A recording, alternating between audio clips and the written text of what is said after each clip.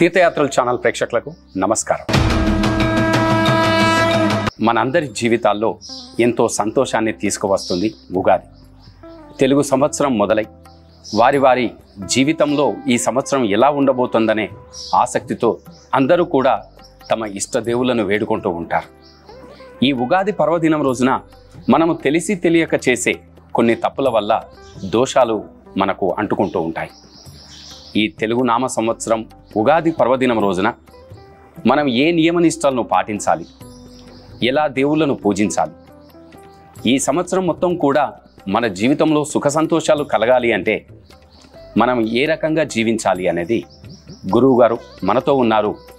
దుబ్బాక శ్రీ బాలాజీ దేవాలయంలో ప్రధాన అర్చకులుగా పనిచేస్తున్న శ్రీ ఆచి లక్ష్మీనరసింహాచార్యులు గారు.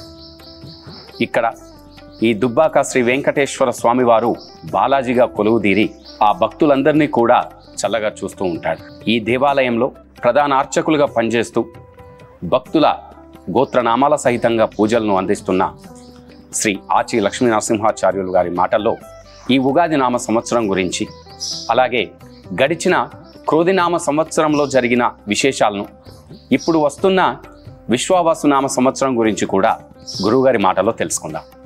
నమస్కారం గురువుగారు. నమస్కారం. ముందుగా మీకు ఇప్పుడు రాబోయే విశ్వవాసునామ సంవత్సర శుభాకాంక్షలు మీ తరపున కూడా మా తీర్థయాత్రల ప్రేక్షకులకు అందించండి. తీర్థయాత్రలు కార్యక్రమాన్ని వీక్షిస్తున్నటువంటి భగవద్భక్తులకు అందరికి కూడా ఈ విశ్వావసునామ సంవత్సర ఉగాది పర్వదిన శుభాకాంక్షలు.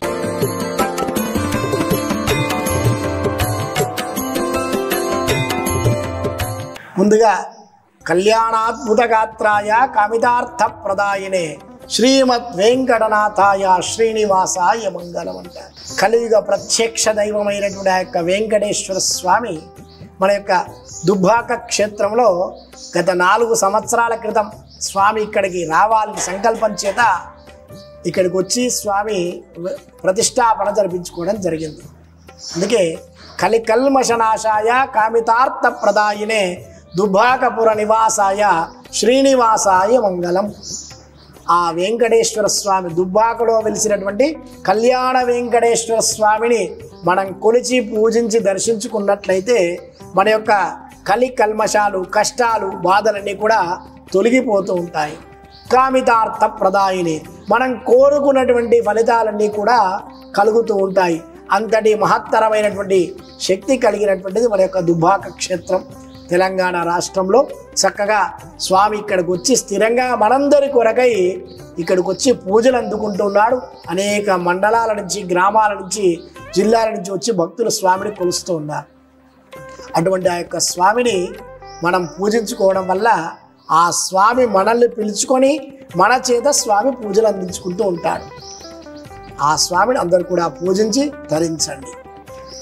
అలాగే మనకు గడిచినటువంటి సంవత్సరం క్రోధినామ సంవత్సరం మనకందరికి కూడా తెలుసు. ఈ క్రోధినామ సంవత్సరంలో మనం ఎటువంటి కష్ట నష్టాలన్నీ కూడా అనుభవించగలిగామో మనం అందరం కూడా చూసే ఉంటాం. అనారోగ్య సమస్యలు, ఈది బాధలు, తర్వాత గ్రహ బాధలు, గోచార బాధలు, ఇవన్నీ కూడా చాలా జరిగాయి. ఎందుకంటే ఆ పేరులోనే ఉంది క్రోధి అంటే కోపంతో కూడుకున్నటువంటిది. అటువంటి ఆ యొక్క క్రోధినామ సంవత్సరంలో మనం చాలా అటు రాజకీయ నాయకుల ద్వారా కానివ్వండి, అటు రాజ్యం వల్ల కానివ్వండి, ఇటు మన మిత్రుల ద్వారా, శత్రువుల ద్వారా అనేక రకాలైనటువంటి సమస్యలన్నీ కూడా మనం చాలా ఎదుర్కొని దాని నుంచి బయటపడి ఇప్పుడు విశ్వావసునామ సంవత్సరంలోకి మనం అడుగు పెట్టాం. ఈ విశ్వవాసునామ సంవత్సరం అనగానేమిటి? విశ్వావసు అంటే ఆ భగవంతునికి మనకి మధ్యలో ఉన్నటువంటి అనుబంధాన్ని పెంచేటువంటిదే విశ్వావసు.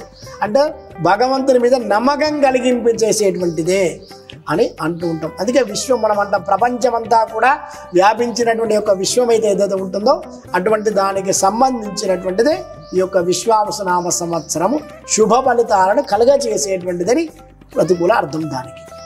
ఇప్పుడు గడిచిన క్రోధినామ సంవత్సరానికి ఇప్పుడు వస్తున్న విశ్వవాసునామ సంవత్సరానికి మధ్యలో ఉన్న అంటే ఎలాంటి గమనం తేడా ఉండబోతుంది గురువుగారు? పోయిన సంవత్సరానికి అంటే గత జరిగినటువంటి ఆ యొక్క సంవత్సరానికి ఈ సంవత్సరానికి చాలా మార్పులు కలిగేటువంటి అవకాశం ఉంది. గ్రహ సంచార ఫలితంగా అటు గురువు కానివ్వండి, శనివి కానివ్వండి, ఈ యొక్క గ్రహ సంచారం వల్ల గురువు ఎక్కువగా ఏకాశ స్థానంలో ఉండడం వల్ల శుభ ఫలితాలను ఈ సంవత్సరం ఎక్కువగా కలిగిస్తూ ఉంటాడు. కొన్ని సందర్భాల్లో అనారోగ్య సమస్యలు కొంతమంది భక్తులకు ప్రజలకు ఏర్పడ్డా కూడా ఆ గ్రహాల అనుకూలం వల్ల ఈ యొక్క సంవత్సరం వల్ల శుభ ఫలితాన్ని కలిగజేసేటువంటి యొక్క విశ్వావసునామ సంవత్సరం వల్ల చక్కటి ఆయురారోగ్యాలు కూడా కలిగేటువంటి అవకాశాలు ఎక్కువగా ఉన్నాయి. అనుకున్నటువంటి ఫలితాలు కూడా ఎక్కువగా కలుగుతూ ఉంటాయి.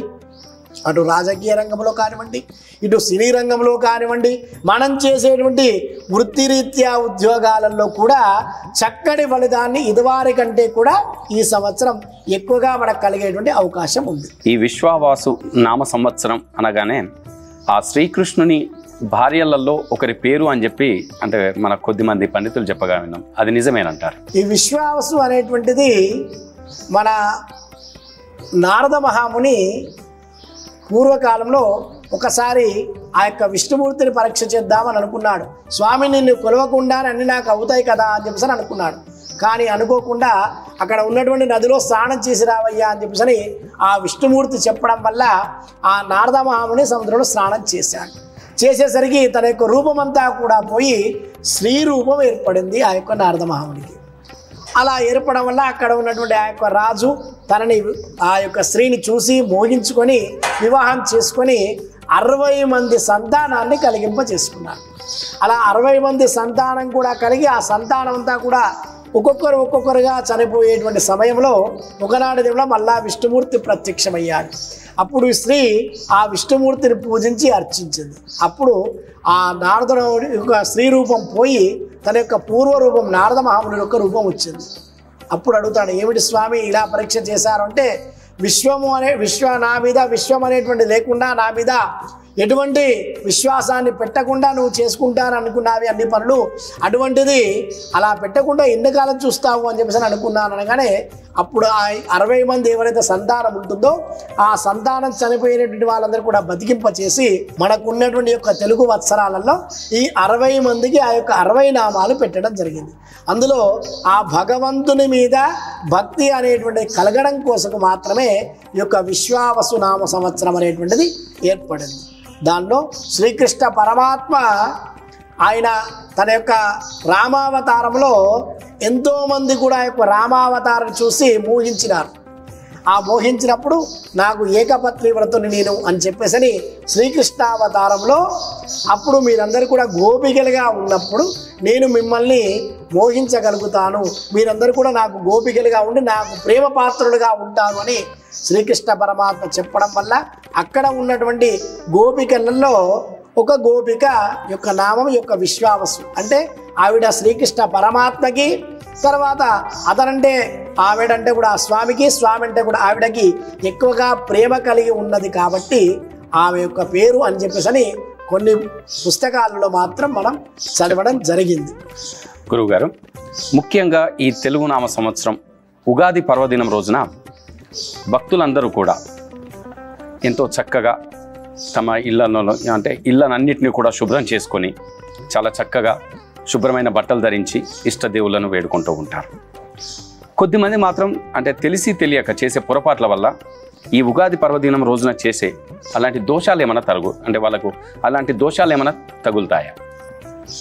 ఉగాది అంటే మన తెలుగు వారందరికి కూడా నూతన సంవత్సరం, అంటే ఆ యుగానికి ప్రారంభమై యుగాది.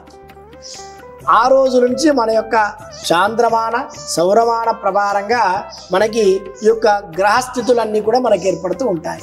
అందుకే ఆ రోజు మనం ఏం చేయాలి, ఉదయాత్పూర్వమే లేచి చక్కగా తలంటు స్నానం చేసి ఇంటి ముందు కల్లాపు చల్లుకొని చక్కగా ముగ్గులు పెట్టేసి గడపలు కలిగి ఆ యొక్క ద్వారానికి మామిడి తోరణాలు వేప తోరణాలు కూడా పెట్టడం వల్ల ఈ వచ్చేటువంటి యొక్క వేసవి కాలంలో ఎటువంటి అనారోగ్య సమస్యలు ఏర్పడకుండా ఉండడం కోసం అలా చేస్తూ ఉంటారు.